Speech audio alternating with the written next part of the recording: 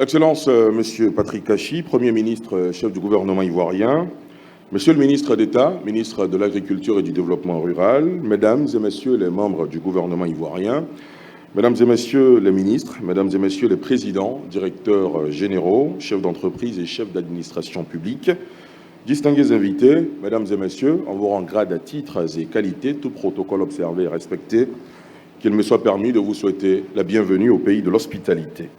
Un pays de réelles opportunités, avec ses infrastructures modernes, ses chantiers prometteurs, la Côte d'Ivoire en plein essor économique et social vous ouvre grand les bras.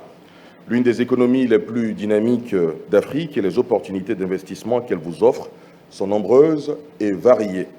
Connaissez-les avant de les saisir, sinon, si vous ne les connaissez pas, comment allez-vous les saisir? Et bien sûr, vous avez l'occasion de découvrir en profondeur toutes les opportunités d'investissement. C'est tout le sens de la présente rencontre qui est une excellente occasion pour le secteur privé d'explorer et de contribuer au développement des secteurs identifiés comme moteurs de la transformation structurelle de l'économie de la Côte d'Ivoire. Bienvenue à toutes et à tous à Investir en Côte d'Ivoire, événement qui se tient évidemment en marge de la 9e édition de l'Africa CEO Forum, ici au Sofitel Abidjan, Hôtel Ivoire. Au menu de la présente cérémonie, nous suivrons respectivement un film sur l'attractivité de la Côte d'Ivoire, ensuite l'allocution d'ouverture de son Excellence M. Patrick Kachi, Premier ministre, chef du gouvernement ivoirien, un autre film, cette fois-ci des témoignages d'investisseurs et d'acteurs du secteur privé opérant dans des secteurs prioritaires. Viendra ensuite un panel que vous aurez le temps de découvrir et la thématique et les personnes ressources qui vont animer ce panel avec le modérateur qui prendra place à cette tribune. Enfin, le mot de clôture prononcé sous les auspices du Premier ministre par le ministre du Commerce, de l'Industrie et de la Promotion des PME, qui sera suivi d'une signature de protocole d'accord. Voilà pour les grandes articulations, mesdames et messieurs, de cette cérémonie. Avec votre permission, Excellence, nous allons suivre à présent un film qui vous présente l'attractivité de la Côte d'Ivoire, un film réalisé par le CEPICI qui vous est présenté à l'instant avec le concours de la régie. Côte d'Ivoire, terre d'investissement. La Côte d'Ivoire est une terre riche. Riche de ses plus de 29 millions d'hommes et de femmes. Riche de son capital humain de qualité. Riche de son hospitalité légendaire. Riche de sa diversité culturelle.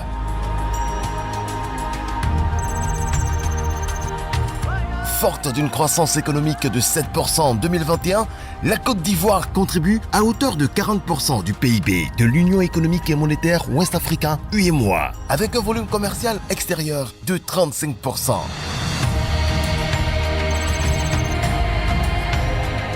Une prospérité bâtie sur ses 322 462 km² avec 60% de terres entièrement arables. Le pays est un creuset d'opportunités avec des ressources naturelles abondantes et disponibles à des coûts compétitifs. La Côte d'Ivoire offre des opportunités dans de nombreux secteurs, dont la production et la transformation minière et agricole, les industries manufacturières, le tourisme, la santé, le transport.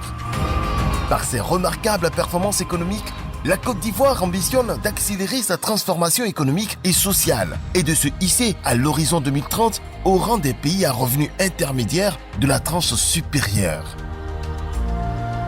La réalisation de cette vision passe par le développement des secteurs prioritaires et des grappes industrielles définies dans le Plan national de développement PND 2021-2025. L'agro-industrie, l'industrie chimique, les matériaux de construction, la pharmacie, le textile, l'automobile, l'emballage, ainsi que des nouvelles niches. L'économie digitale, le tourisme et les industries créatives qui élargissent davantage les perspectives.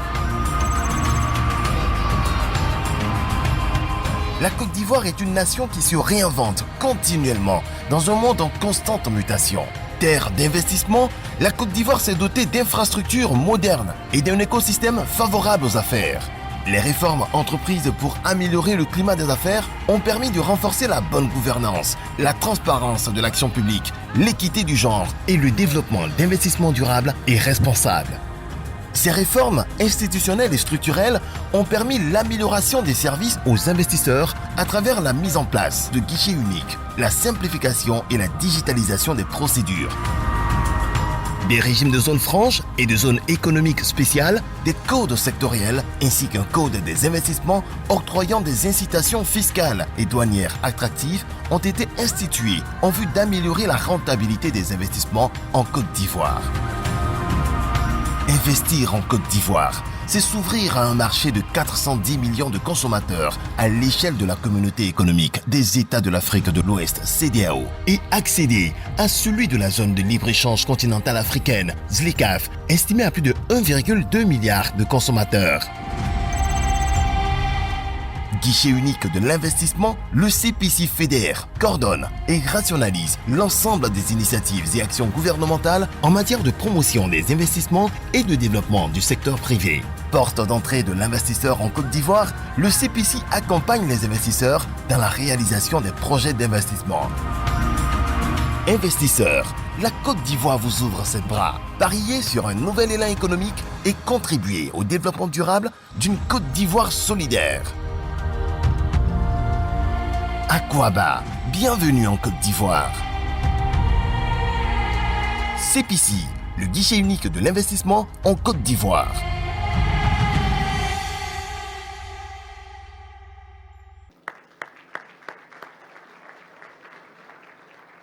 Très beau film réalisé par le CPC, le guichet unique de l'investissement en Côte d'Ivoire. Mesdames et messieurs, la transformation économique et sociale de la Côte d'Ivoire est un chantier qu'il adresse au quotidien. Je vous prie d'accueillir à cette tribune pour l'allocution d'ouverture de cette édition de Investir en Côte d'Ivoire, son Excellence, Monsieur Patrick Kachy, Premier ministre, chef du gouvernement ivoirien, avec vos ovations les plus nourries, s'il vous plaît.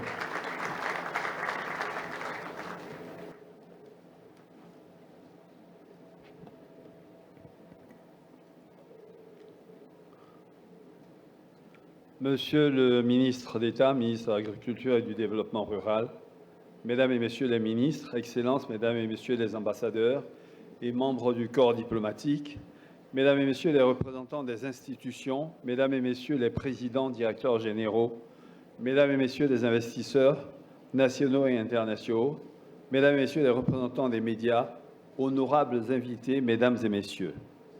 À peine plus d'une décennie, sous l'impulsion et le leadership du Président de la République, son Excellence M. Alassane Ouattara, la Côte d'Ivoire est revenue au centre du jeu, sans jeu de mots et sans faire naturellement référence à la prochaine Cannes 2023.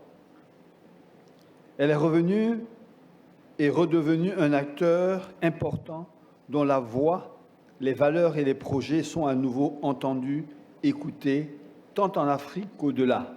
Elle a conquis sa renaissance à un rythme que peu imaginer il y a seulement une décennie.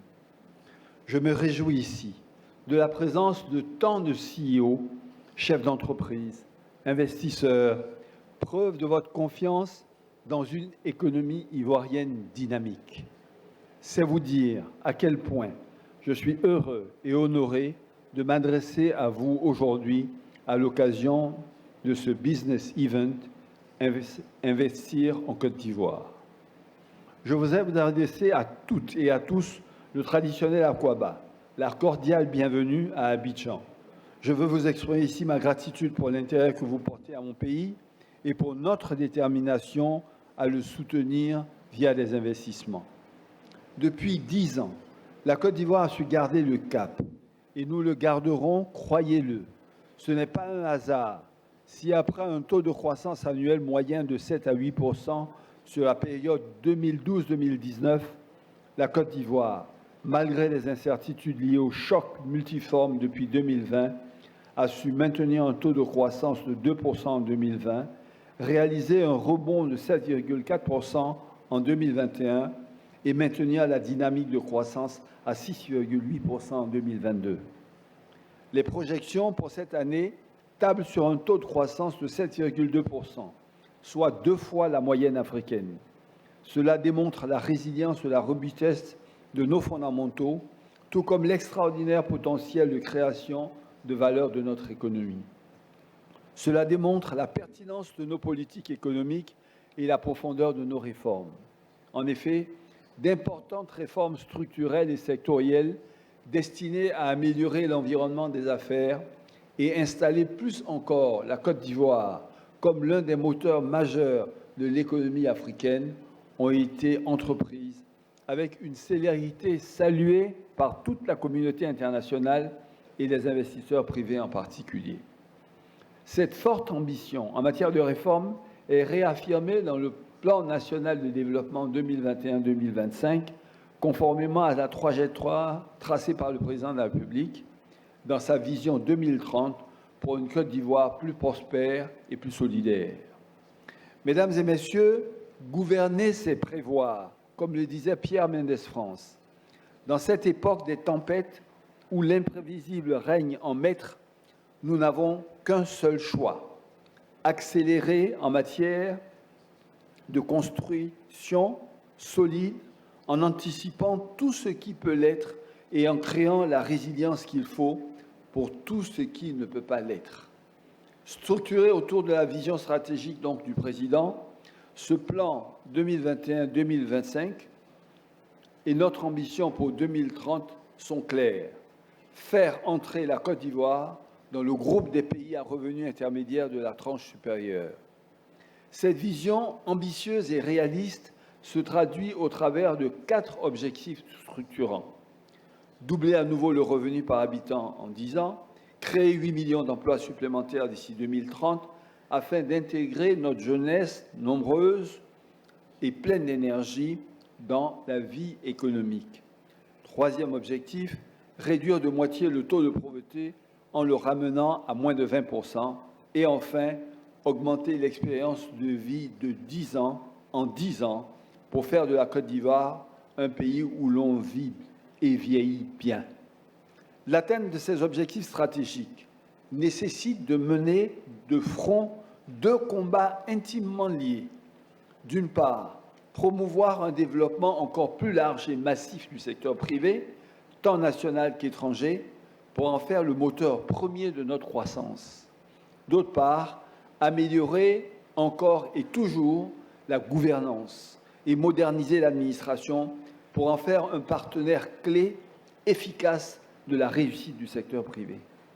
Et c'est là, mesdames et messieurs, les investisseurs du secteur privé, que la Côte d'Ivoire a besoin de vous et que vous avez besoin de la Côte d'Ivoire et de son gigantesque potentiel. Mesdames et messieurs, le secteur privé est d'ores et déjà un moteur structurel de l'investissement dans notre pays, puisqu'il assume plus de 50% de l'investissement total. Cependant, pour soutenir nos ambitions 2030, il nous faut faire davantage. C'est pourquoi le gouvernement s'engage à le rendre, et lui ainsi que le climat des affaires, toujours plus attractif, à soutenir les PME et les entrepreneurs via divers dispositifs dédiés à promouvoir les investissements étrangers. Il s'engage également à développer des institutions de crédit robustes et dynamiques afin de porter les investissements du secteur privé à 30% du PIB d'ici 2030. Et 2030, mesdames, messieurs, c'est demain. Il s'agit bien de poursuivre et d'accélérer la transformation structurelle de notre économie et nous avons tout pour réussir ce challenge. Mesdames et messieurs, nous parlions tout à l'heure avec monsieur le ministre marocain de souveraineté alimentaire, d'agriculture et d'agro-industrie. À terme, tout le monde sait, c'est l'Afrique qui nourrira le monde puisqu'elle dispose de près de 2/3 des terres arables mondiales encore non exploitées. La transformation de notre agriculture est donc l'un des piliers de notre plan national de développement. Atteindre la souveraineté alimentaire, transformer nos productions ici, chez nous, au lieu d'exporter la matière brute non transformée, c'est l'objectif clé. Nous ne pouvons plus dépendre de l'extérieur en nous contentant d'importer.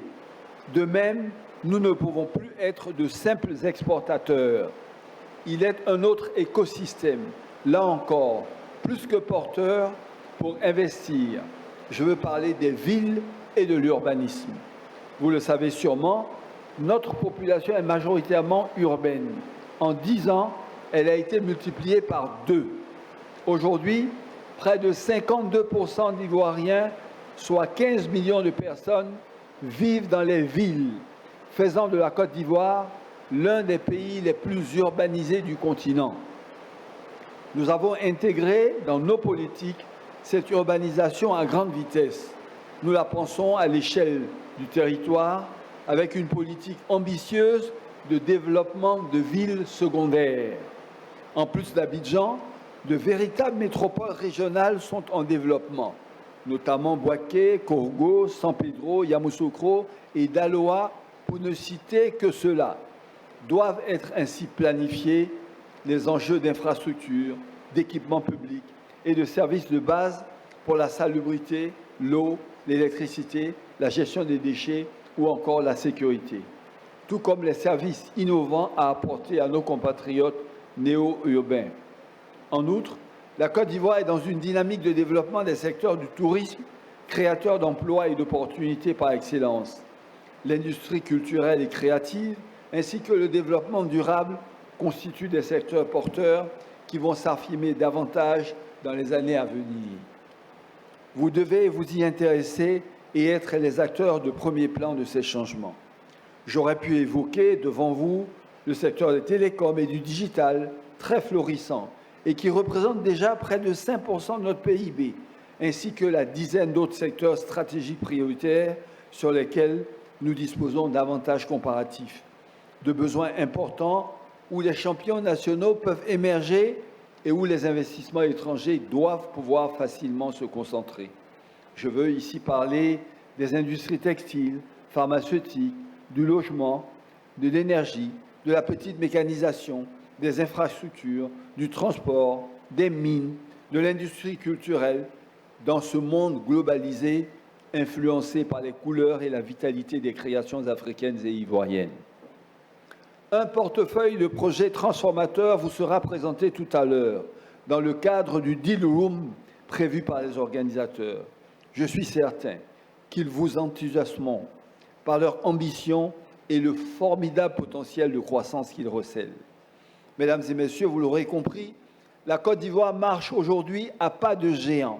Demain, j'en suis convaincu, elle va encore accélérer grâce à votre audace, votre engagement, vos investissements. Demain, avec votre appui, nous consoliderons notre ambition. Être ce hub majeur au cœur du continent africain, au cœur des grandes zones économiques mondiales. Oui, demain, la Côte d'Ivoire veut continuer de se projeter vers la modernité et la prospérité à la vitesse que seules connaissent les révolutions. Nos succès sont là pour le dire que c'est possible. Notre plan national de développement et sa planification détaillée en sera l'outil guidé par la vision et l'exigence du président de la République, son Excellence M. Alassane Ouattara. Et nous voulons gravir ces sommets avec des entrepreneurs et des investisseurs audacieux et ambitieux qui savent que les succès les plus grands se construisent avec le temps, qui peuvent s'engager sur le long terme pour construire des accords gagnant-gagnant, qui veulent se joindre à un mouvement qui marquera le développement économique, social et humain de l'Afrique. Alors, mesdames et messieurs les investisseurs, rejoignez-nous. Oui, venez avec nous faire de notre Côte d'Ivoire cette patrie de l'hospitalité, une terre de modernité, de créativité, une terre de prospérité et de solidarité. Vive la Côte d'Ivoire et que vive l'Afrique nouvelle. Je vous remercie de votre attention.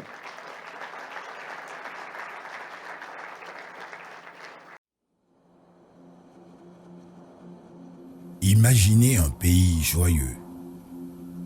Imaginez un pays, un joyau éclatant, niché dans le creuset de l'Afrique de l'Ouest.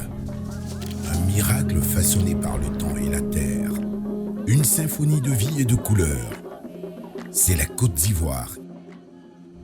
Ici, les montagnes chuchotent au vent leurs histoires ancestrales.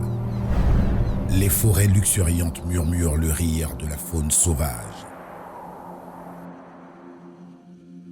Les plages dorées écoutent les secrets des vagues de l'Atlantique. Ici, La beauté et l'hospitalité sont un langage couramment parlé. C'est l'hymne chanté par chaque feuille, chaque grain de sable, chaque sourire d'un peuple fier et résilient.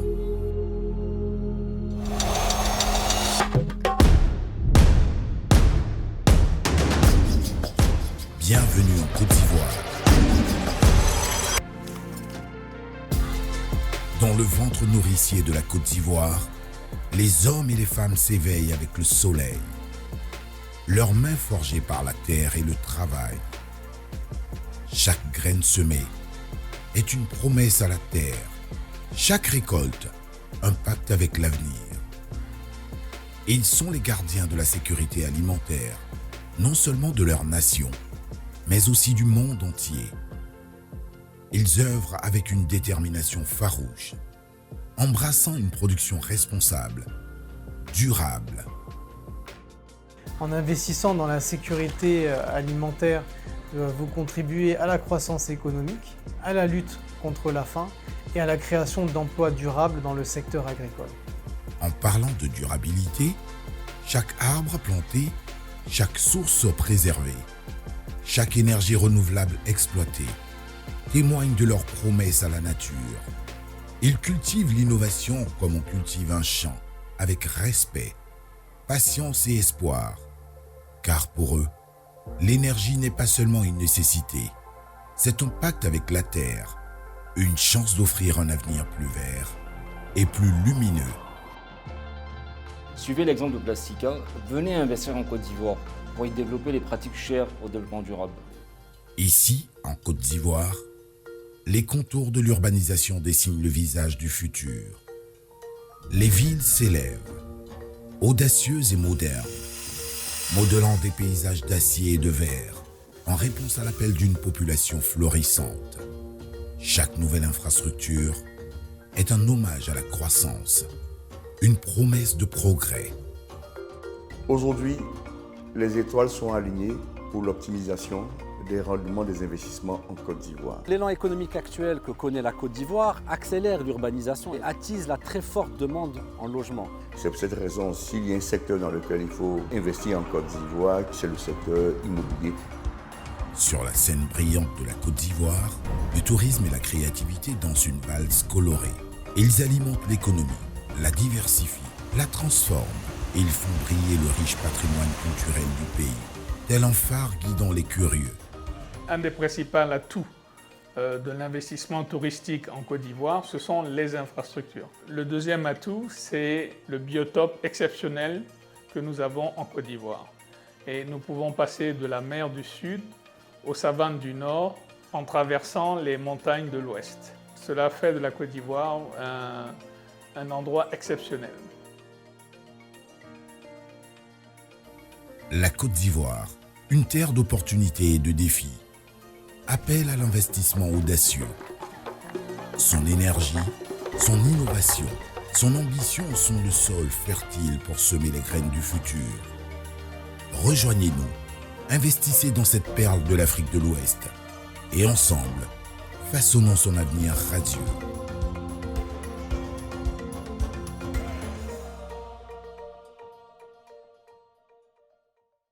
Je vous prie d'accueillir à cette tribune M. Guido Brusco, COO Natural Resources de Eni, que je vous prie d'applaudir bien fort, s'il vous plaît.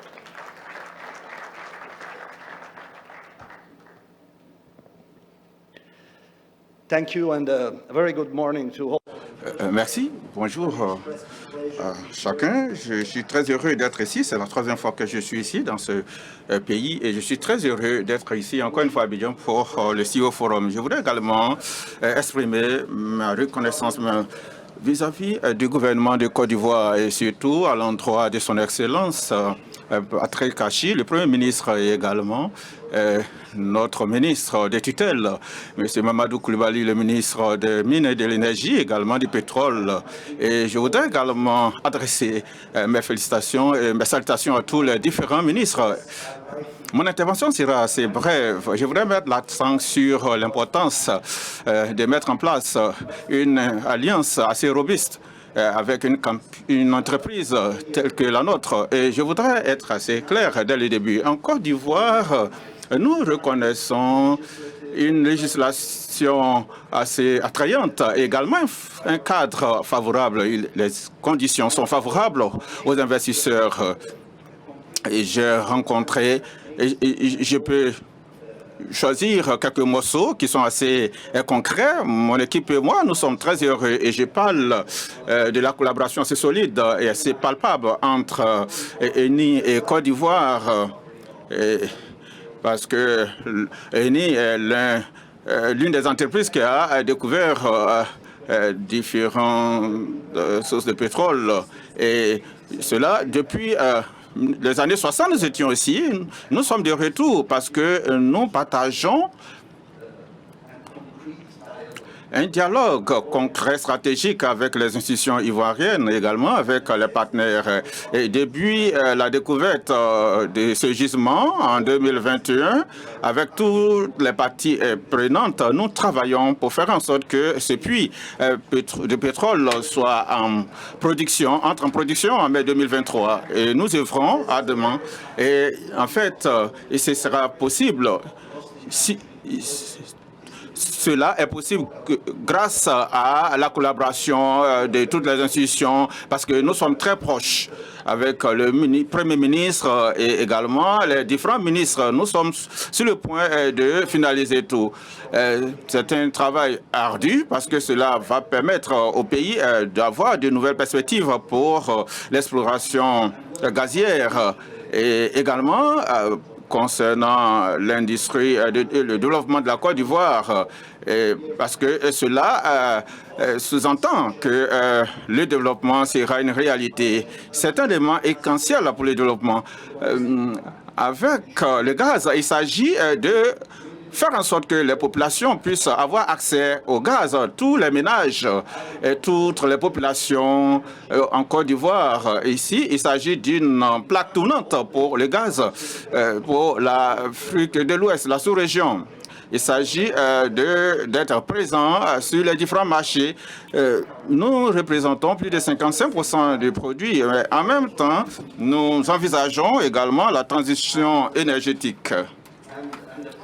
Et le projet est bien avancé avec les différentes idées parce qu'il s'agit de trouver l'équilibre, le droit de développer l'économie tout en réduisant les émissions. Et la décarbonisation est très coûteuse, très difficile.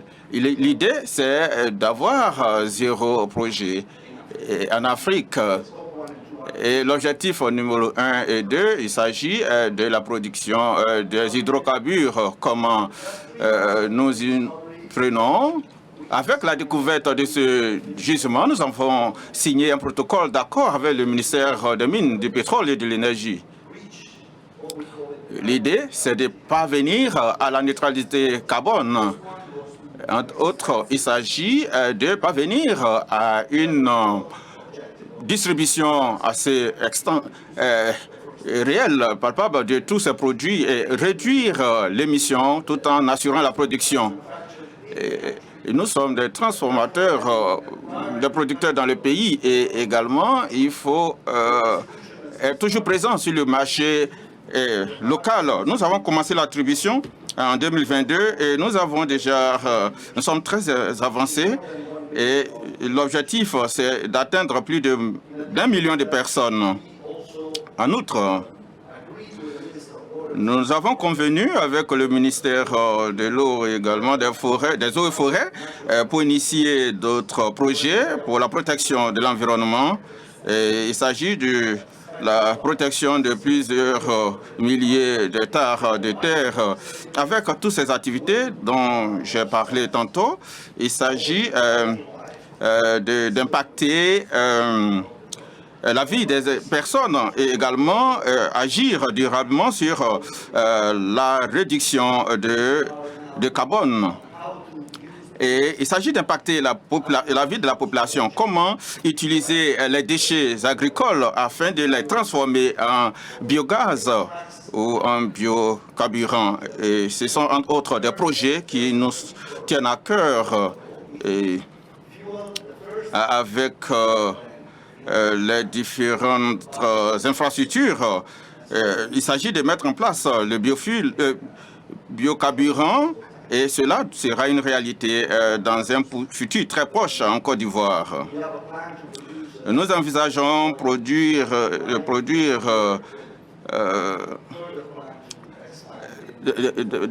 d'augmenter notre production cette année, également étendre les années qui suivent. Donc c'est un processus et un engagement à long terme. Il s'agit d'offrir des opportunités d'emploi le long de la chaîne de valeur. Cela va permettre d'améliorer le développement du capital humain et également accroître les chances d'éducation pour nos populations.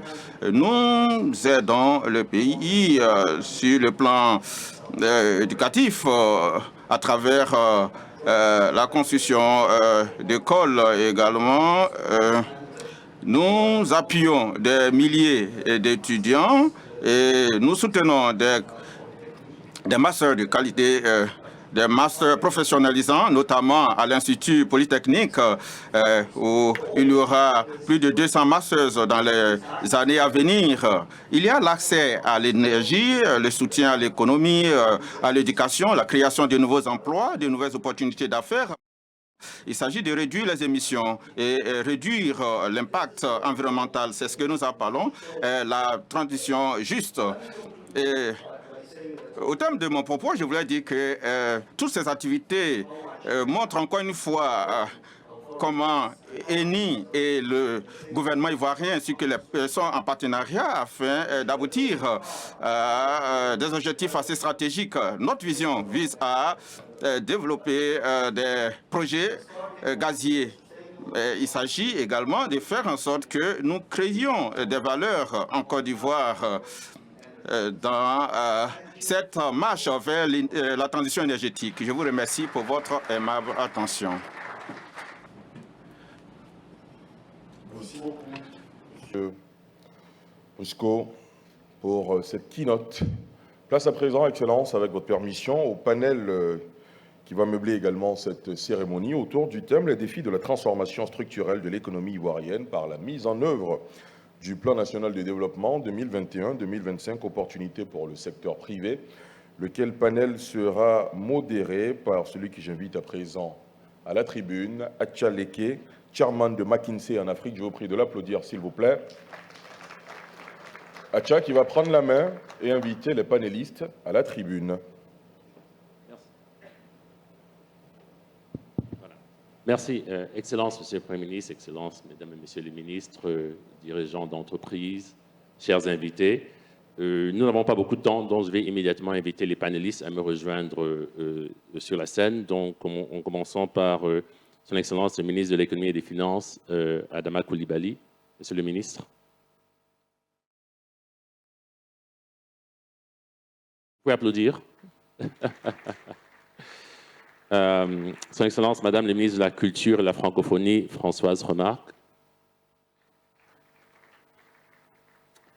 Le directeur régional Afrique de l'Ouest de la SFI, Olivier Buyoya. The Senior VP and Regional Head for Olam Agri, Parthiban Theodore. The General Director of Uniwax, Ersin. Directeur général d'Uniwax. Dernier, mais pas le moindre, le DG de Cofinat.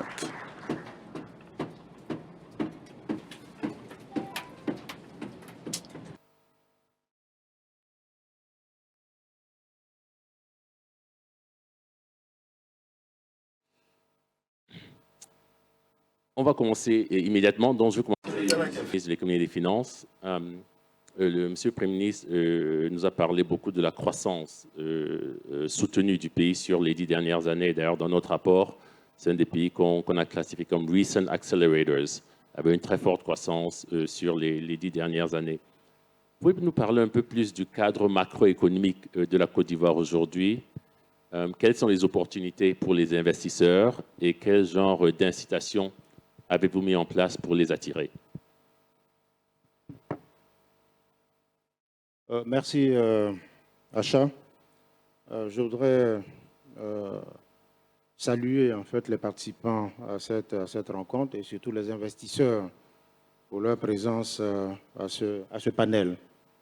C'est vrai que le Premier ministre vient d'indiquer dans son adresse, disons, les performances économiques de la Côte d'Ivoire. Il a rappelé la trajectoire de croissance. Je voudrais simplement indiquer qu'aujourd'hui, la Côte d'Ivoire présente un haut profil économique. Bien sûr, la question de la croissance a été mentionnée. Sur la période 2012-2019, la Côte d'Ivoire a enregistré en moyenne 8% de taux de croissance. En 2020, comme vous le savez, le Premier ministre l'a dit, ce sont 2% de taux de croissance que nous avons enregistré. Et cela est d'autant appréciable que nous avons connu en 2020 une récession au niveau mondial. Au niveau mondial, le taux de croissance était de moins 2,8%. Et puis nous avons eu un très fort rebond en 2021 à 7,4% de taux de croissance. Et puis sont venues en fait d'autres crises, notamment la crise en Ukraine et le durcissement des conditions de financement. Et tout ça a permis un ralentissement au niveau international et nous avons été impactés également au niveau de la Côte d'Ivoire. Mais malgré cela, en 2022, nous avons enregistré un taux de croissance de 6,7%.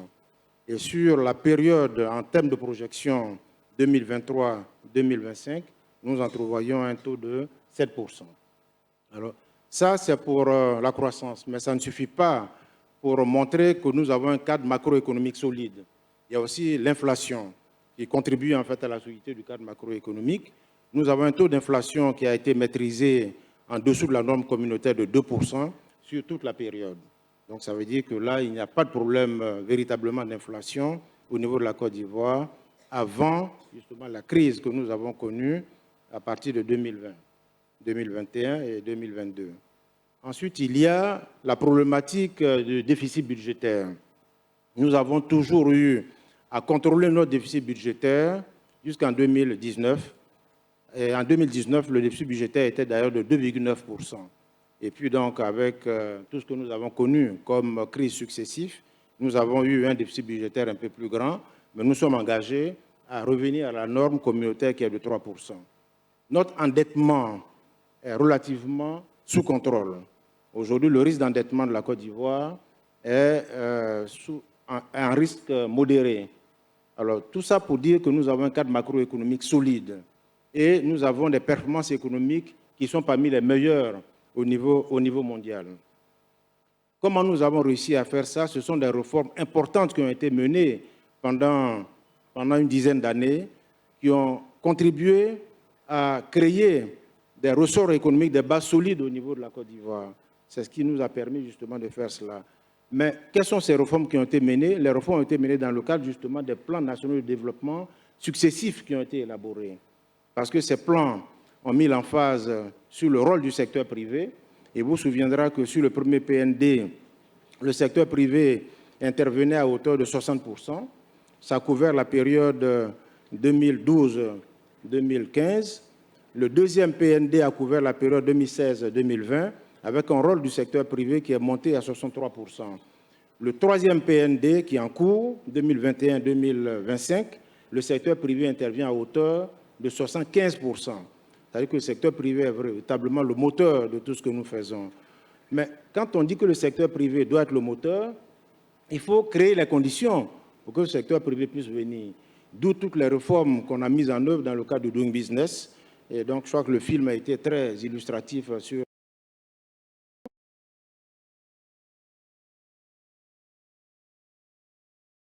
commerce extérieur pour régler les problèmes des échanges extérieurs. Il y a un guichet unique également sur le permis de construire pour faire en sorte que ceux des investisseurs qui sont intéressés par la Côte d'Ivoire puissent assez rapidement avoir leur permis de construire pour éventuellement réaliser leurs investissements sur les sites sur lesquels ils veulent investir. Donc, au-delà de ça, il y a un code des investissements, le dernier, il a été élaboré en 2018, qui fait des facilités aux investisseurs en termes de crédit fiscal, également en termes d'exonération sur des questions de ciblage, sur les projets prioritaires et sur les zones d'intervention. Donc il y a ces facilités qui sont faites également au niveau du Code des investissements. Mais parmi les réformes qui ont été menées, je voudrais quand même, comme nous sommes avec les investisseurs, parler d'une réforme sur le plan juridique. Ça concerne la mise en place du tribunal de commerce. Ce tribunal de commerce a été créé justement pour permettre aux opérateurs économiques de pouvoir régler leurs litiges commerciaux s'ils existent dans des délais relativement courts, c'est 90 jours. Parce que les tribunaux ordinaires sont engorgés et souvent les dossiers prennent un peu plus de temps pour être réglés. Donc le tribunal de commerce, avec la cour d'appel de commerce, permet de régler les litiges en 90 jours. Ça permet de protéger les investisseurs et leur permet justement de voir leur dossier résolu et de tourner la page s'ils gagnent ou s'ils ne gagnent pas les procès au niveau du tribunal de commerce. Voilà ce que je voulais indiquer sur ce que nous avons fait en termes de solidité du cadre macroéconomique. Nous avons une économie aujourd'hui qui est résiliente, diversifiée, et nous continuerons à travailler sur le climat des affaires parce que c'est un processus continu. On doit le faire parce qu'on se compare aux autres aussi. Si on veut que notre climat des affaires soit le plus porteur possible, on ne doit pas arrêter en fait de faire les réformes. Donc on continuera à faire les réformes là-dessus. Donc aujourd'hui, nous avons une économie qui est prête à accueillir les investisseurs. Moi, je voudrais, on n'est pas encore à la fin du panel, mais inviter les investisseurs véritablement à venir. Et c'est maintenant qu'il faut venir, parce que nous voyons les investisseurs accourir au niveau de la Côte d'Ivoire. Ceux qui tarderont à venir, peut-être qu'au moins ils vont venir, ils seront sûrs d'être racontés. Merci. Merci. Merci, Monsieur le Ministre. Une performance impressionnante à plusieurs niveaux. Donc, parlons maintenant aux investisseurs. Donc, Parthiban, let me start with you. We heard the minister talk about. Nous avons entendu le ministre parler de la trajectoire assez impressionnante qui a été prise par la Côte d'Ivoire. Quelle est votre expérience? Et peut-être qu'il y a des défis auxquels vous êtes confrontés. Merci à vous. D'abord, je voudrais rappeler à notre auditoire que, en fait, Hollande est une entreprise qui est en Côte d'Ivoire depuis 1999. Nous sommes en Côte d'Ivoire depuis 1994. En fait, nous avons commencé par la chaîne d'approvisionnement agricole et ensuite, il s'agissait d'être aussi proche des différents producteurs et également de nos clients. Donc, cet accent nous a poussé à aller au-delà de toutes ces interventions pour financer des coopératives également. Et ce sont des choses qui n'existaient pas. Alors, depuis lors, l'histoire de Hollande-Côte d'Ivoire est liée à la Côte d'Ivoire comme un pays qui vise la transformation de son agriculture avec le boom au cours de ces 20 dernières années. Et l'autre point, c'est la transformation. Hollande a investi dans des différentes usines de transformation pour l'anacat, par exemple, à Dibokro, pendant que la Côte d'Ivoire est en crise. Et nous pensons qu'il y a une histoire assez solide entre Hollande et la Côte d'Ivoire, parce que nous croyons au potentiel de la Côte d'Ivoire. Depuis la présence de Hollande, il y a également l'idée, le soutien de l'ANACAD de la Côte d'Ivoire. Et également, nous avons construit des usines à Boaké, Djekanou, Tumodi et récemment à Anyama. Nous investissons dans le secteur du coton. Nous avons commencé en 2007 à Wangolo et après une autre usine à Feke et actuellement nous sommes à Kong pour le cacao. Nous avons commencé avec San Pedro en 2014, suivi du business du cacao qui est basé à Abidjan. Ce qui est intéressant avec notre croissance, en fait, cela est lié avec la manière dont la Côte d'Ivoire est en croissance et se transforme. Cette attraction, cette attirance entre Hollande et la Côte d'Ivoire repose sur la chaîne de valeur. La Côte d'Ivoire met l'accent sur les moyens de subsistance des producteurs, des exploitants agricoles.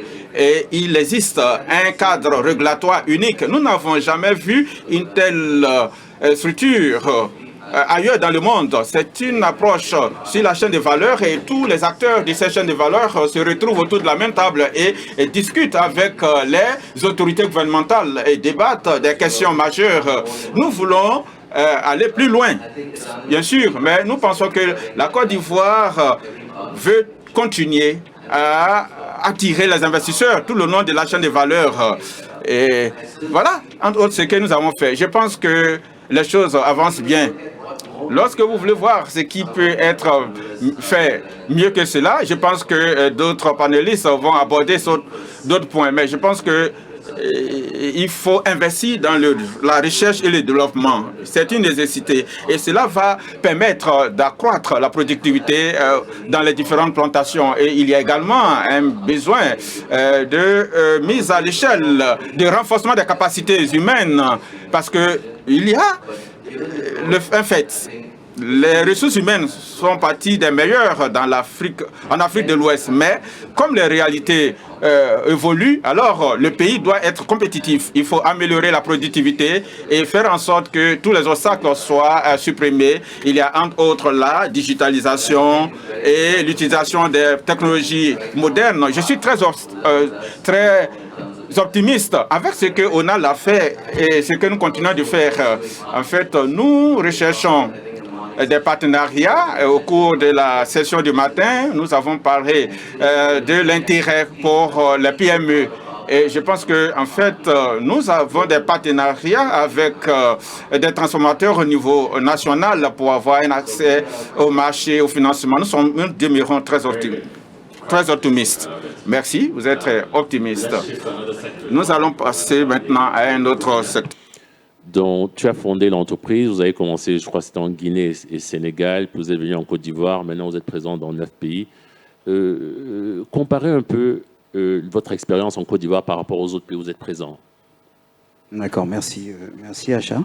Je crois que on a débuté effectivement en dehors de la Côte d'Ivoire, parce que j'étais basé en dehors de la Côte d'Ivoire, mais le headquarter a été installé premièrement en Côte d'Ivoire, donc qui pilote toutes les activités dans la sous-région. Pourquoi? Je pense qu'on l'a évoqué à travers le panel ici. C'est parce qu'il y avait un cadre macroéconomique et un environnement naturel qui favorisait pour nous le début des activités en Côte d'Ivoire.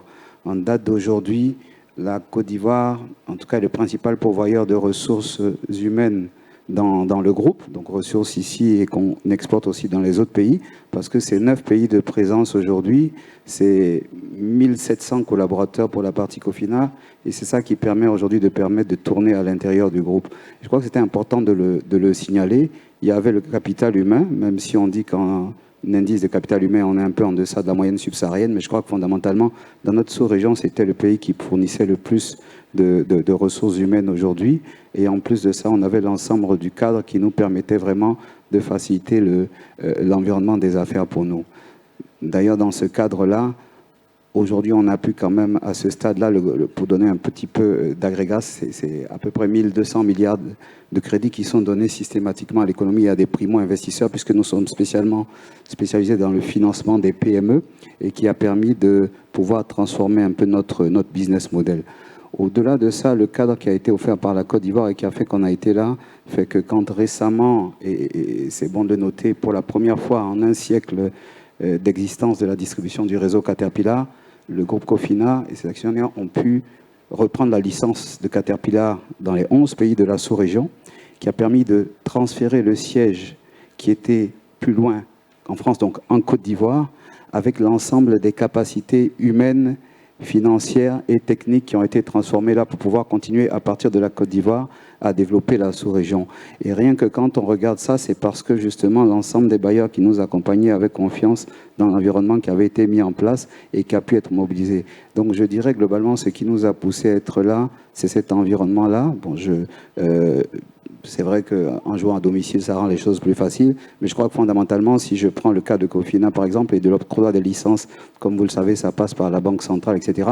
Mais aujourd'hui, jusqu'à aujourd'hui, la Côte d'Ivoire détient le record de la licence la plus rapidement octroyée dans l'ensemble de nos 9 pays. Ça veut dire qu'au préalable, ici, il y a des diligences qui ont été faites et que la machine est allée très vite. Et quand on a ça, ça permet tout de suite de voir dans quelle catégorie on se trouve et jusqu'où on peut pousser aujourd'hui. Et juste pour vous donner un chiffre, sur les 3 dernières années en termes de capital venu vers la Côte d'Ivoire, pour le groupe Cofina, c'est 150 milliards. Et pour le groupe Caterpillar, aujourd'hui, c'est plus de 200 milliards qui ont été mobilisés pour cette opération qui est, il faut le signaler, la première fois où le distributeur de cette marque emblématique-là était issu de l'Afrique subsaharienne francophone. L'autre cas, c'était en Afrique du Sud, mais c'était la première fois. Pourquoi? C'est parce qu'on a pu, dans le cahier des charges, vendre un certain nombre de choses et un certain nombre d'atouts qui existent ici et qui nous permettraient d'être plus proches de nos autres opérations et des zones où nos clients sont. Donc ça, c'était important de pouvoir le mentionner.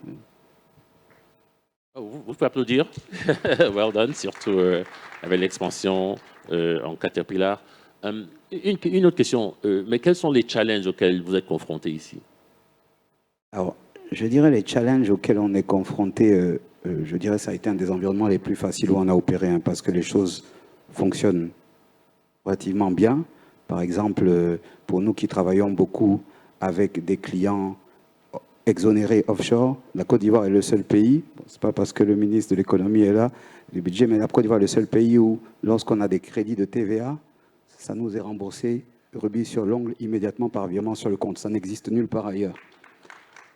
On nous demande de faire des compensations, on a des crédits de TVA qui gonflent, donc ça n'existe nulle part ailleurs. C'est le seul pays où ça se passe. Et ça, il faut le signaler. Donc, ça a été relativement simple. Maintenant, le principal challenge, il faut qu'on le dise de cette façon. Je ne sais pas quel jour j'aurai autant de ministres autour de la table pour le dire. Le principal challenge, c'est qu'il ne faudrait pas qu'on ait les défauts de nos qualités. On a mis un cadre macroéconomique global qui est très favorable, qui a permis à des sportifs de devenir des champions. Mais ça, c'est un cadre qui est ouvert pour tous et tout le monde en bénéficie. Et ça, il faut rendre. C'est un cadre qui est impersonnel, quel que soit l'endroit d'où on vient, ça fonctionne. Maintenant, quand le champion a émergé, des fois, il faut, et je m'en voudrais de ne pas en parler, sinon on va me lyncher en sortant les autres qui ne sont pas la chance d'être à ce panel, il faut créer un cadre un peu plus personnalisé pour que le champion devienne un super champion régional, voire international. Pourquoi? Parce que, comme on l'a dit aujourd'hui, quand on regarde le PIB de la Côte d'Ivoire, 70 milliards, c'est plus de 2 fois la taille du premier pays qui suit. Donc, forcément, on va s'orienter vers l'ouverture vers d'autres territoires. Et pour ça, il faut un cadre un peu plus personnalisé. Et pour imager un petit peu, je dirais, quand on est devenu champion, ben, il y a un diététicien qui va venir vous dire non, même si tu aimes la sauce graine, tu ne peux plus manger ça tous les jours. On va faire un plat spécial pour toi pour que tes performances puissent continuer à s'accroître. Et je donne cette anecdote-là pour dire qu'on a besoin de pousser davantage. Je pense que c'est à l'image des ambitions de notre pays. Voilà. OK. Donc pousser davantage pour avoir d'autres champions. Passer de champion national à champion régional et champion international. OK, voilà. Parfait. Donc parlons maintenant de la culture. On a parlé de l'agriculture, on a parlé de l'industrie, on a parlé de la finance. Madame la ministre, nous avons remarqué des investissements assez importants dans le secteur de la culture à travers le continent.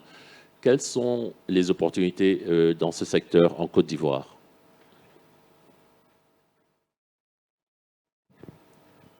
Préparer une petite présentation, si elle peut être mise à disposition. Merci.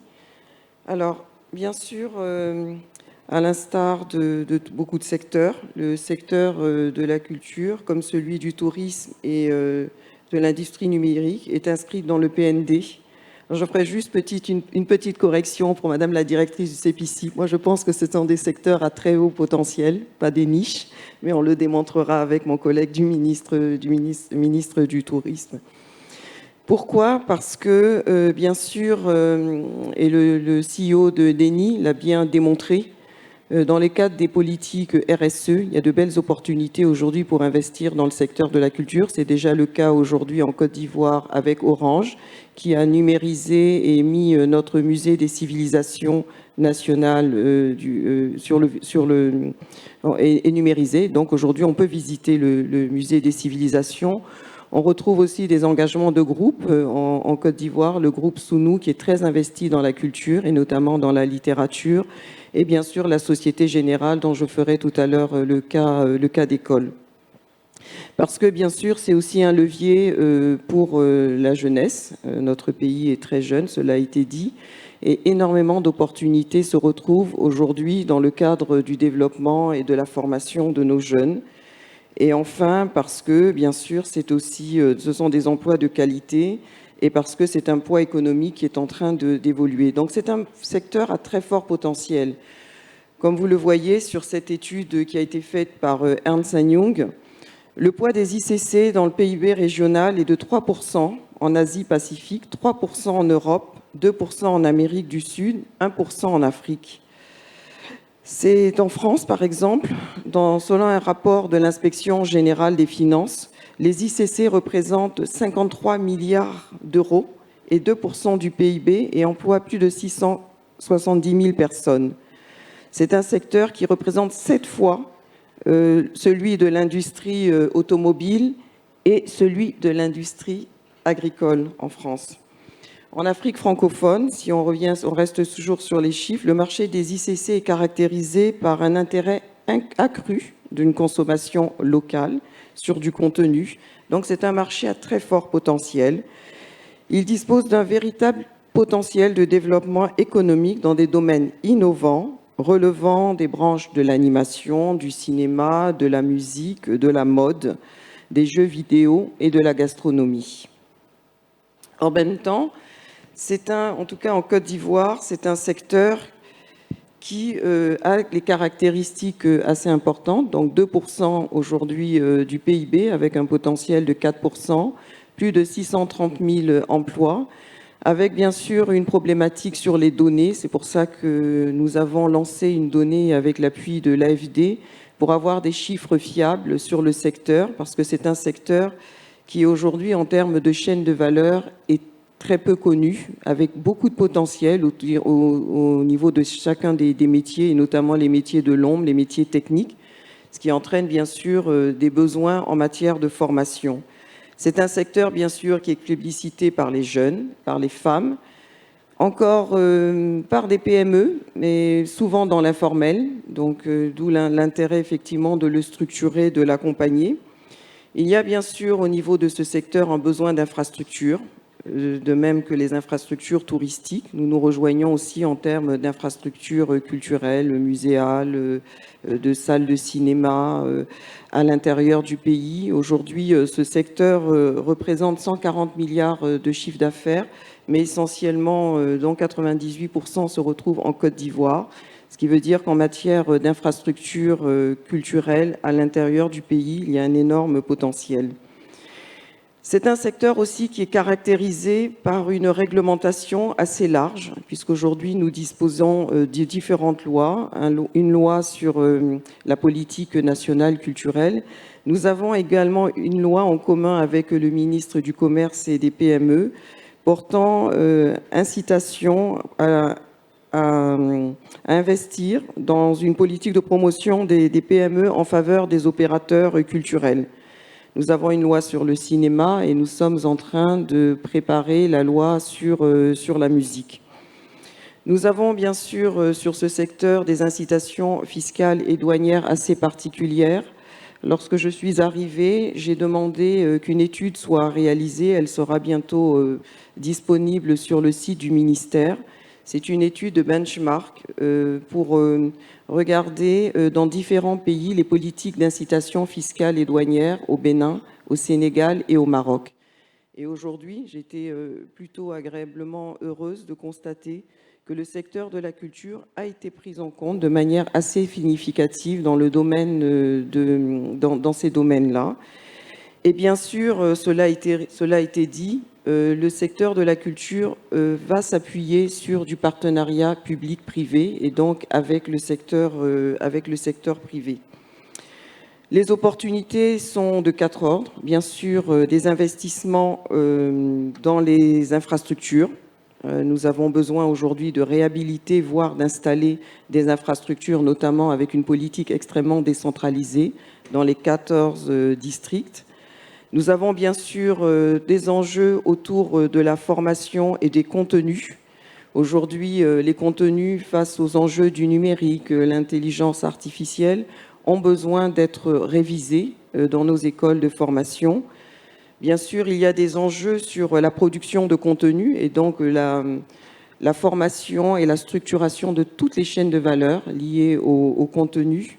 Et bien sûr, les opérateurs dans les industries culturelles et créatives nous le disent, ceux dans le tourisme aussi nous le disent. Nous avons besoin aussi d'avoir une politique de financement qui soit adaptée à notre secteur et pour cela, nous envisageons d'avoir aussi une participation ou des partenariats avec les microfinances, en tout cas avec tout le secteur de financement. Nous avons déjà en Côte d'Ivoire Birimian, qui accompagne aujourd'hui ce fonds d'investissement qui accompagne les acteurs des industries culturelles. Je pense que c'est quelque chose qui est à développer avec peut-être aussi des mécanismes de garantie au niveau du secteur financier. Et bien sûr, de grands événements qui arrivent, la Cannes, donc beaucoup d'investissements aussi potentiellement sur les grands événements culturels. On a vu, les infrastructures culturelles sont prêtes, notamment à Abidjan, avec le nouveau parc des expositions, des concerts, la Cannes 2024, le Sahara, tout cela qui nécessite une expertise et bien sûr un accompagnement dans ce secteur-là et dans lequel le secteur de la culture est forcément impliqué. Alors je terminerai avec un cas pratique, puisqu'une fois qu'on a dit tout cela, qu'est-ce que l'on a déjà fait? Et je remercie la présence de M. Villebrun, qui est le directeur général de la Société Générale, le directeur de la Société Générale en Côte d'Ivoire.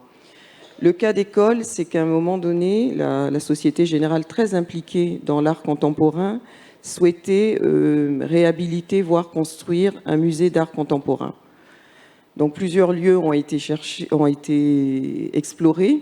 Et finalement, la Société Générale s'est rapprochée du ministère de la Culture et de la Francophonie, qui a mis à disposition dans la ville historique de Grand-Bassam, donc il faut savoir que Grand-Bassam est inscrite au patrimoine mondial de l'UNESCO, et qui a mis à disposition un bâtiment qui était un bâtiment magnifique, qui est le bâtiment de la Poste. Donc ce bâtiment va être réhabilité grâce à un partenariat public-privé mis en place de manière assez remarquable avec le président du CNPP, que je tiens à remercier, et qui a permis de mettre à l'intérieur d'un partenariat un certain nombre de besoins. Donc l'État de Côte d'Ivoire, évidemment, était très intéressé d'avoir un nouveau bâtiment qui va permettre de donner une attractivité à la ville historique de Grand-Bassam à travers ce gros projet d'envergure. La Fondation Société Générale va réhabiliter, bien sûr, tout en respectant le bâtiment qui est un bâtiment classé, sur 18 mois à 2 ans ce magnifique bâtiment. Nous avons mis à disposition, profiter de toutes les incitations fiscales et douanières qui existaient devant, en allant un peu au-dessus parfois et en forçant un peu la main avec au ministre du budget, puisque il y a eu des incitations, des exonérations, en tout cas les investissements, une partie des investissements seront réintégrés dans l'exonération du BIC. Des exonérations fiscales pour les produits entrants, les biens et services qui vont entrer pour réhabiliter le bâtiment. Nous avons bien sûr demandé, et c'est un architecte ivoirien qui va participer qui va réhabiliter le bâtiment. Et bien sûr, nous avons demandé que ce bâtiment soit un chantier école, donc qu'il puisse profiter à des jeunes qui vont aussi profiter de cette expérience de la réhabilitation d'un bâtiment aussi exceptionnel. Donc nous avons déjà procédé à la pose de la première pierre et ce mois-ci, nous allons procéder au lancement effectif des travaux. Je vous remercie. Merci Madame la Ministre. Nous avons 2 autres intervenants et j'aimerais qu'on ait un peu de temps pour des Q&A quand même. Donc, Urson, let me come to you about the textile sector. Permettez-moi maintenant de parler de l'industrie textile. Vous n'investissez pas en Côte d'Ivoire, mais à travers ce processus, vous cherchez à attirer encore d'autres investisseurs. Est-ce que vous pouvez nous en parler un peu plus? Merci. Premièrement, Unewax, c'est une entreprise qui a été créée en 1968 en Côte d'Ivoire et qui est producteur de la textile africaine. Et notre principale difficulté, c'est que l'essentiel des matières premières nécessaires pour le textile ne sont pas disponibles ici en Côte d'Ivoire. Et ce défi aussi constitue à la fois une opportunité à saisir. Parce que, vous savez, à Côte d'Ivoire, le 3e plus grand producteur de coton au monde, et après le processus de ginning, nous avons observé un gros fossé dans la chaîne de valeur. Donc, ce que nous faisons avec nos partenaires asiatiques, c'est de pouvoir chercher l'opportunité d'attirer encore plus d'acteurs, d'investisseurs, de sorte à ce qu'on n'ait plus à importer les textiles, parce qu'on a déjà des designs pré-établis. Et cela constitue le principal défi pour nous, qui, bien entendu, devient une opportunité auprès de nos partenaires, parce qu'il faut prendre en compte le fait que les coûts de production en Asie et de main-d'œuvre ne cessent de grimper dans ces zones-là. Et on a entendu ici, de la part des ministres et du Premier ministre ce matin, qu'il y a beaucoup d'évolutions qui ont cours dans le secteur en Côte d'Ivoire, et que cela constitue des facteurs qui jouent pour beaucoup pour le marché, surtout pour le marché du textile. Et on voit que cela ne cesse de croître sur une base annuelle. On a un taux de croissance qui se situe autour de 45% à ce jour, et donc cela constitue pour nous une grosse opportunité. Merci, on va y revenir tout à l'heure. Et le dernier intervenant, et non des moindres, Olivier, alors venons-en à vous. Non pas juste la Côte d'Ivoire, mais la sous-région, dont tu as une perspective à travers tous ces pays, et vous accompagnez aussi les investisseurs potentiels. Donc, quel est votre pitch pour la Côte d'Ivoire, right? Comment vous vendez la Côte d'Ivoire à ces investisseurs, et comment vous comparez aussi la Côte d'Ivoire, un peu comme Jean-Luc, aux autres pays de la sous-région? Merci Acha. Mais je crois que celui qui fait mieux le pitch, c'était le Premier ministre tout à l'heure, je n'ai plus rien à rajouter. Mais peut-être 2 ou 3 éléments. D'abord, Monsieur le ministre des Finances a décrit succinctement les performances macroéconomiques de la Côte d'Ivoire. Dans un monde actuel marqué par ce qu'on appelle les polycrises, qui ont des conséquences significatives sur la stabilité macroéconomique, avoir un taux de croissance qui est estimé à 6,2% cette année, une situation macroéconomique stable, une inflation qui est en dessous de 5%, je crois que c'est une performance que beaucoup de pays envient à la Côte d'Ivoire. Et c'est important pour les investisseurs, parce que surtout pour ceux qui sont ici, qui viennent pour le long terme. Parce que vous avez besoin d'assurance que votre investissement va être sécurisé. Monsieur le ministre n'a pas évoqué une évidence, qui est le fait que la Côte d'Ivoire est dans une zone monétaire stable. Le franc CFA est stable depuis 30 ans. Et encore une fois, pour répondre à ta question, Acha,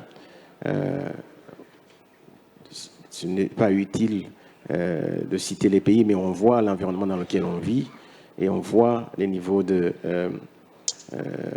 dévaluation que subissent directement les investisseurs. Donc ce sont ces aspects macroéconomiques qui, on n'a même plus besoin de faire le pitch. Ces informations font le pitch pour nous. Deuxième élément très important, il a été rappelé tout à l'heure la volonté du gouvernement ivoirien. Le PND, monsieur le ministre en a parlé, 60 000 milliards, 75% de ce montant-là viendra des investissements du secteur privé. Mais comment? Et je pense que ce qui traduit le mieux la volonté du gouvernement ivoirien sont les réformes ambitieuses dont a parlé monsieur le Premier ministre tout à l'heure, mais permettez peut-être moi de m'abstenir sur 2 ou 3 qui sont symboliques. Le ministre de la Construction ici, il y a un déficit de 600 000 logements. Le pays vient de se doter d'une infrastructure institutionnelle qui permet aux investisseurs qui sont intéressés par développer les logements, que ce soit abordables, social, à le faire d'une façon sécurisée. Nous avons accompagné le gouvernement pour mettre en place, pour restructurer une agence nationale de l'habitat. Il y a un fonds de garantie pour l'habitat social qui a été mis en place évidemment, la Banque pour l'habitat de Côte d'Ivoire a été recapitalisée. L'idée, c'est de pouvoir travailler sur toute la chaîne du logement, de l'amont, la construction, je dirais même avant la construction, c'est l'acquisition, la sécurisation du terrain, du titre foncier, la construction, les incitations fiscales qui ont été mises en place, et en aval, avec les institutions financières, l'acquisition, le financement des acquéreurs. Donc c'est une réforme ambitieuse. Comme toute réforme ambitieuse, ça prend peu de temps pour produire les résultats, mais l'idée, c'est de pouvoir inciter le secteur privé à investir dans le logement. Deuxième réforme très ambitieuse qui est en train d'être mise en place. Tout à l'heure, Jean-Luc parlait de l'importance de créer des champions, les PME, les PMI. Le pays vient de mettre en place, encore une fois, une architecture institutionnelle, un guichet unique développement des entreprises, adossé sur un fonds de garantie pour les PME qui a été recapitalisé grâce à la Banque mondiale. Et nous travaillons à ce que les PME, PMI, qui sont dans différentes chaînes de valeur porteuses, puissent avoir les capacités, parce qu'il ne suffit pas d'avoir le financement, il faut encore avoir les capacités. Et ces PME vont alors aller toquer à la porte de Cofina et de la Société Générale et d'un nombre d'institutions partenaires à la SCFI ici en Côte d'Ivoire. Donc je pourrais multiplier les exemples des réformes ambitieuses qui sont en cours, c'est-à-dire il ne s'agit pas seulement de mots, mais c'est vraiment ce qui se passe sur le terrain. Il y a, et je terminais par là, cette problématique de justice commerciale. Monsieur le ministre des Finances en a parlé. C'est un défi. Le gouvernement s'y attelle. On est en train de voir comment accélérer, par exemple, la réalisation des garanties bancaires. Parce que quand on parle avec les banques commerciales, nous disent c'est un des freins pour prêter aux PME. Donc il y a vraiment un accent. Nous travaillons avec le ministère de la Justice, avec les équipes du Premier ministre, pour voir comment avoir une procédure accélérée de réalisation de garanties, et deux, des mécanismes innovants pour financer la justice commerciale. Donc c'est pour montrer à chaque qu'il y a, au-delà d'une volonté, d'une vision, il y a en fait sur le terrain concrètement des actions qui se mettent en place, et c'est le message que nous voulons faire passer aux investisseurs. La SFI est présente sur place. Nous avons nos collègues de la Banque d'Afrique de Développement, le siège est ici. Nous avons nos collègues de la Proparco. La Côte d'Ivoire est ouverte aux entrepreneurs, aux investisseurs, et les institutions de financement sont à leur disposition. Merci Olivier. Et malheureusement, nous devons conclure notre panel, mais j'espère que nous avons convaincu tous les investisseurs ici de venir en Côte d'Ivoire, de nous accompagner à construire pas juste des champions nationaux, mais des champions régionaux, des champions au niveau continental et au niveau mondial. Donc, on va remercier le panel maintenant, et puis on va passer à la suite. Merci.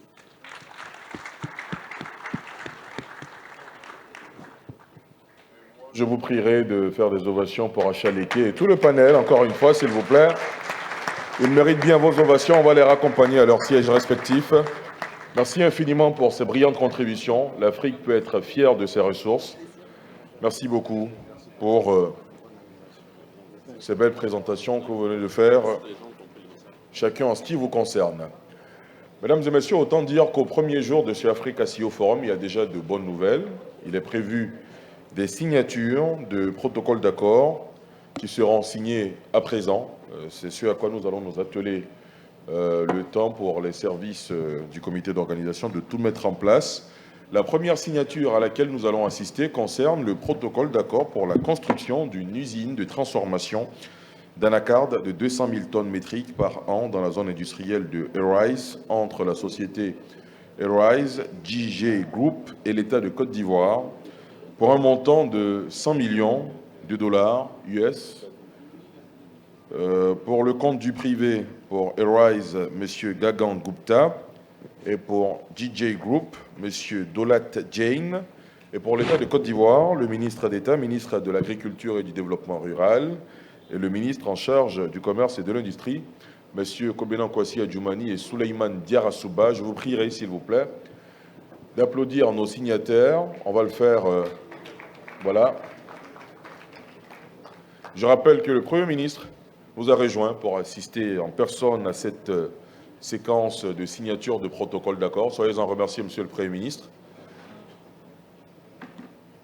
Les deux signateurs pour le secteur privé, pour Arise, M. Gagan Gupta, et pour DJ Group, M. Dolat Jain.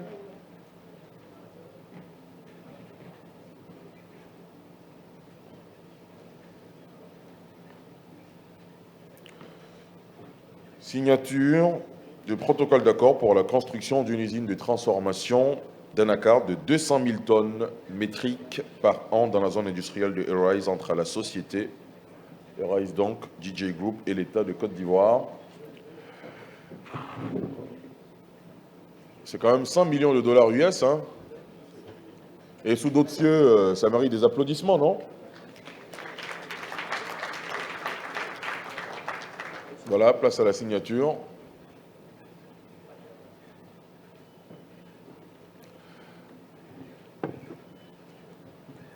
En Côte d'Ivoire, il y a une maxime populaire qui dit que l'argent n'aime pas le bruit.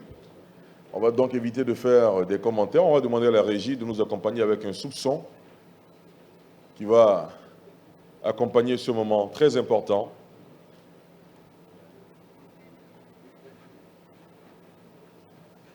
Je rappelle que nous assisterons à 3 signatures ce matin. Les 2 autres suivront tout à l'heure.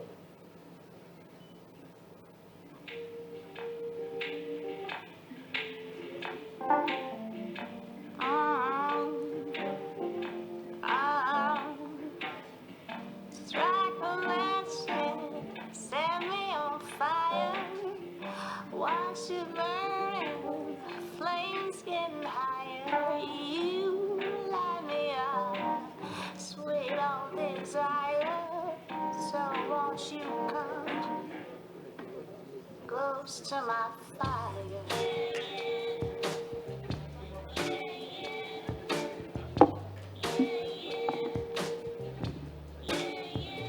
Baby, it's cold when you're gone. Don't make me wait too long. Whenever you're near, I have this feeling you're making me weak. I'm a believer, so strike a match, set me on fire. Watch it burn, flames getting higher. You light me up, sweet old desire. So won't you come close to my fire?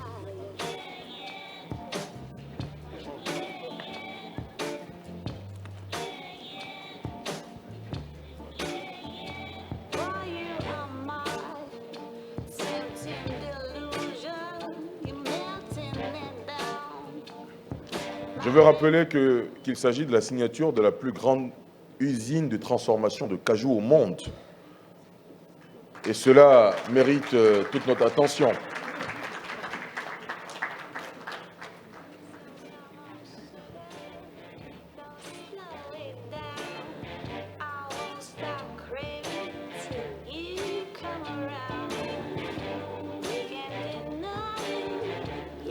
Après les signatures, on va assister donc à l'échange de parapheurs et à la photo de famille.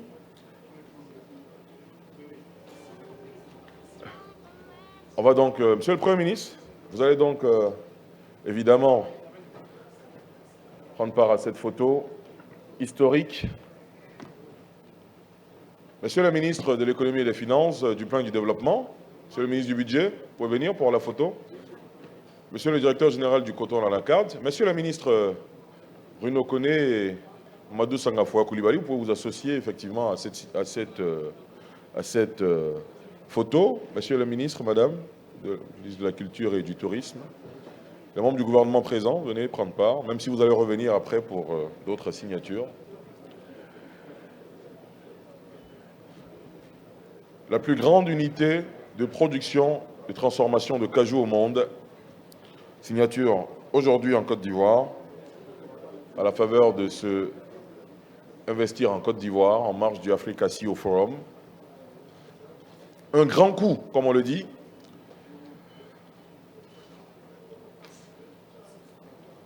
Voilà. Merci beaucoup. Merci infiniment.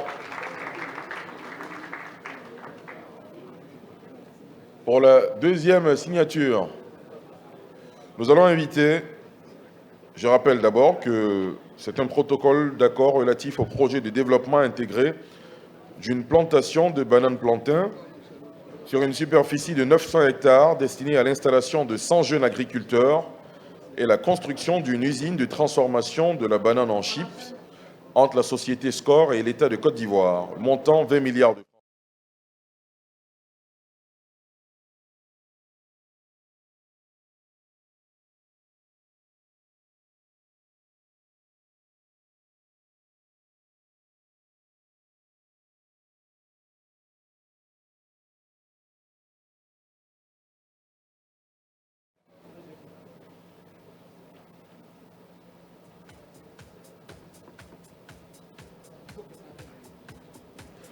Et la troisième signature, on va la préparer évidemment, concerne le protocole d'accord entre l'État de Côte d'Ivoire et la société Assisi pour la construction d'un complexe immobilier formé de 3 tours sur site abritant l'agence ivoirienne de presse d'une superficie de 13 062 mètres carrés, montant 285 millions d'euros.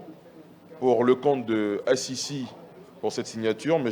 Omar El Merebi, et pour le compte de l'État de Côte d'Ivoire, 2 ministres, le ministre de la Construction et le ministre du Tourisme. Monsieur le Premier ministre, déjà pour la deuxième photo de famille, marquant cette signature.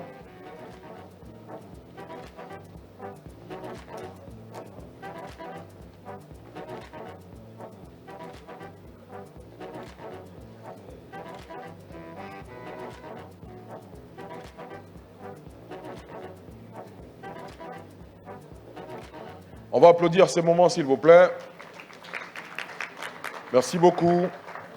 Troisième signature, donc nous invitons pour ici M. Omar El Merebi et le ministre Siandou Fofana du Tourisme, le ministre de la Construction Bruno Nabagné-Koné, qui vont donc venir pour cette signature portant sur un montant de 285 millions d'euros.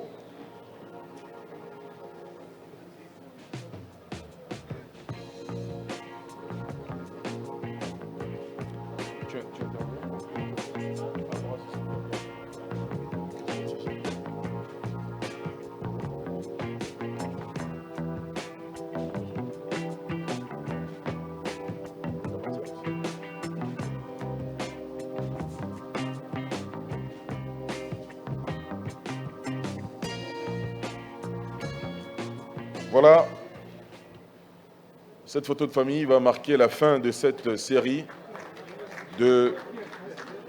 Ah, ils ont fait la photo, d'accord, très bien. On va maintenant signer et permettre évidemment au chef du gouvernement qui a un agenda assez fourni de se retirer. On va applaudir le Premier ministre Patrick Kachi, s'il vous plaît, qui est resté avec nous jusqu'à cet instant. Monsieur, merci beaucoup, Monsieur le Premier ministre.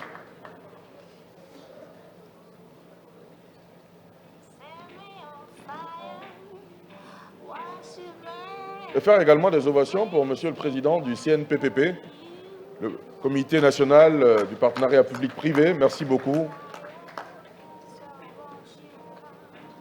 Voilà, place aux signatures donc.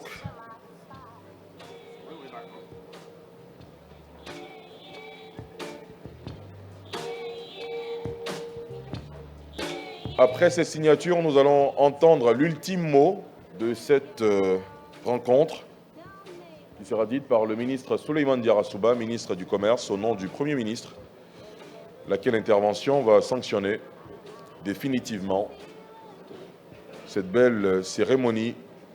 Je vois qu'il y a beaucoup de personnes qui sont debout dans la salle. Vous êtes priés de vous asseoir, s'il vous plaît. Veuillez vous asseoir, s'il vous plaît, pour celles et ceux qui sont encore debout, là.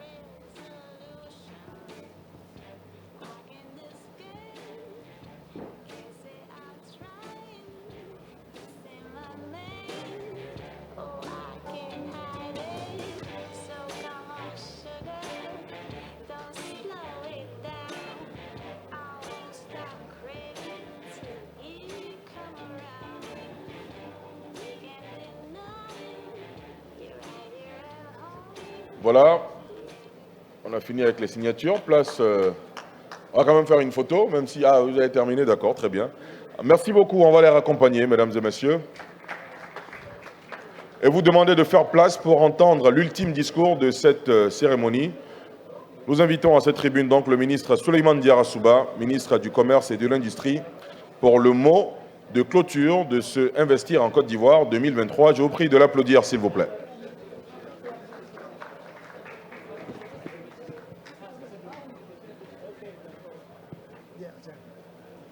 Merci. Bien, mesdames et messieurs les ministres, mesdames et messieurs les hommes d'affaires et les chefs d'entreprise, mesdames et messieurs, honorables invités, c'est un honneur pour moi de prendre la parole au nom de Monsieur le Premier ministre, Son Excellence Monsieur Patrick Kachi, chef du gouvernement, à l'occasion de cette cérémonie de clôture du Side Event investi en Côte d'Ivoire. Nous sommes en effet au terme de cette importante session qui a mis l'accent sur le dialogue entre décideurs publics et leaders du monde des affaires autour du thème « Les défis de la transformation structurelle de l'économie ivoirienne par la mise en œuvre du PND 21-25, opportunités pour le secteur privé ». Je voudrais exprimer l'infinie gratitude de Son Excellence, Monsieur le Premier ministre Patrick Kachi, et celle de toute la Côte d'Ivoire, à toutes celles et tous ceux qui, de quelque manière, ont contribué au succès majeur de cette cérémonie investie en Côte d'Ivoire. Je voudrais également féliciter les panélistes pour leurs différentes interventions et le comité d'organisation pour la parfaite organisation de ce site event et saluer tous les participants de cette importante rencontre. Honorables invités, mesdames et messieurs, je pense que le Premier ministre a fixé le cap en rappelant, bien sûr, la vision du président de la République, son Excellence M. Alassane Ouattara, dont le leadership est reconnu au niveau national et international, et qui a une vision claire pour l'avenir de son pays. Et c'est dans ce cadre, en fait, qu'a été fixée la vision Côte d'Ivoire solidaire, dont les 4 objectifs stratégiques ont été rappelés par M. le Premier ministre, avec, entre autres, la réduction de moitié du taux de pauvreté et également la création de 8 millions d'emplois supplémentaires pour nos jeunes et pour nos femmes. Et pour y arriver, la Côte d'Ivoire, notre pays, s'est doté d'une stratégie qui s'appelle le PND 2021-2025, qui, comme vous le savez, a sa 3e génération. Un premier PND qui était de l'ordre de 11 000 milliards de francs CFA. Et nous sommes aujourd'hui à un PND 3 qui fait 59 000 milliards de francs CFA, environ 90 milliards d'euros. Et l'État de Côte d'Ivoire, pour pouvoir mettre en œuvre ce PNB et attirer des investisseurs, a dû prendre au cours des 10 dernières années différentes réformes et réaliser d'importants investissements dans tous les secteurs, notamment tout ce qui concerne les infrastructures socio-économiques, les routes, les ponts, au niveau de l'énergie, et également beaucoup d'investissements au niveau du capital humain. Et tout cela a impacté notamment la dynamique de notre économie. Le ministre en charge des Finances et de l'économie l'a rappelé tout à l'heure par rapport à la solidité de notre cadre macroéconomique et également à la dynamique que nous avons au niveau multisectoriel dans tous les secteurs d'activité. Et cela a permis, pour citer quelques-uns, d'avoir des résultats concrets, notamment au niveau de notre cluster de premier choix, le cluster le plus prioritaire qui est l'agro-industrie, où nous avons, comme vous le savez, la Côte d'Ivoire est le premier producteur mondial avec environ 2,2 millions de tonnes par an. Mais désormais, il faut le savoir, la Côte d'Ivoire est le premier pays broyeur au monde de cacao avec plus de 970 000 tonnes de cacao qui est transformé localement. Je pense que ça mérite des applaudissements. Cela démontre que toutes les réformes qui sont faites, en fait, attirent les investisseurs pour augmenter cette capacité. C'est également le cas au niveau de l'anacarde. Vous vous souviendrez qu'en 2017, nous avions en fait un taux de transformation de l'anacarde autour de 6%. Mais au titre de l'année 2022, nous sommes passés à 22% de taux de transformation avec l'ambition d'être à 50% au cours des prochaines années. Et également, nous notons que La Côte d'Ivoire a fait plusieurs réformes également pour pouvoir sécuriser les investissements, rassurer les investisseurs à travers le tribunal et la cour d'appel de commerce qui a été instituée, à travers la médiation et à travers beaucoup de procédures en fait au niveau de l'administration pour booster l'efficacité de l'administration. Parce que dans la nouvelle vision, c'est de changer de paradigme, être une administration au service du secteur privé. Parce que l'administration fait son travail, peut avoir des recettes, peut avoir des revenus. Si nous avons un secteur privé qui est fort, qui est dynamique, qui est large et qui permet en tout cas de créer des millions d'emplois, à l'effet que l'État puisse continuer en fait d'être dans son rôle régalien. Mais cette vision également, c'est d'avoir un État proactif, un État stratège qui oriente là où le secteur privé en tout cas doit partir. Tout ceci pour dire que je pense qu'au niveau de cette rencontre, et également des B2B qui seront organisés en marge en fait de ce side event, je n'ai aucun doute en tout cas que des partenariats gagnants-gagnants seront conclus entre les hommes d'affaires venus d'ailleurs et les hommes d'affaires ivoiriens à travers des joint ventures certainement, pour qu'ensemble en tout cas ils puissent accompagner l'État de Côte d'Ivoire dans le cadre de la réalisation de ses ambitions, faire de notre pays en fait un pays qui est admis dans la classe des pays à revenus intermédiaires de la tranche supérieure à l'horizon 2030 et qui double également son PIB par habitant au terme de cette période. Donc, je voudrais en tout cas vous remercier pour votre participation, vous dire que la Côte d'Ivoire vous appelle et que également, sur la base de toutes les études qui ont pu être faites, nous avons noté que ce soit le taux de rentabilité interne ou bien le retour sur investissement, que les réalisations au niveau de ces indicateurs sont généralement au-dessus des seuils généralement admis. Donc, comme quoi, quand on a investi en Côte d'Ivoire, on a la chance d'avoir le retour sur investissement que nous souhaitons. Et la Côte d'Ivoire reste ouverte sur le monde. Nous avons aujourd'hui un niveau de volume des échanges commerciaux qui est aujourd'hui de plus de 21 000 milliards de francs CFA, en hausse de 16% par rapport à l'année 2021. Et nous croyons également à la dynamique de l'intégration africaine. Et la Côte d'Ivoire a un taux de commerce intra-africain autour de 22%, au-dessus de la moyenne africaine qui est de 16%. Tout ceci pour vous dire qu'il y a de nombreuses opportunités, cela a été illustré tout à l'heure, à travers le film institutionnel du CPC, à travers également les témoignages forts et éloquents des différents panélistes qui sont des acteurs qui ont fait confiance à la Côte d'Ivoire il y a quelques années. Investir en Côte d'Ivoire, c'est maintenant. Nous vous y attendons. Je vous remercie. Donc, au nom de Monsieur le Premier ministre, je déclare clos le site event Investir en Côte d'Ivoire. Je vous remercie. Merci à vous, Monsieur le ministre Souleymane Diarra. Merci à toutes et à tous. Je vous souhaite un bon appétit, une bonne dégustation en tout cas et à bientôt. Merci beaucoup.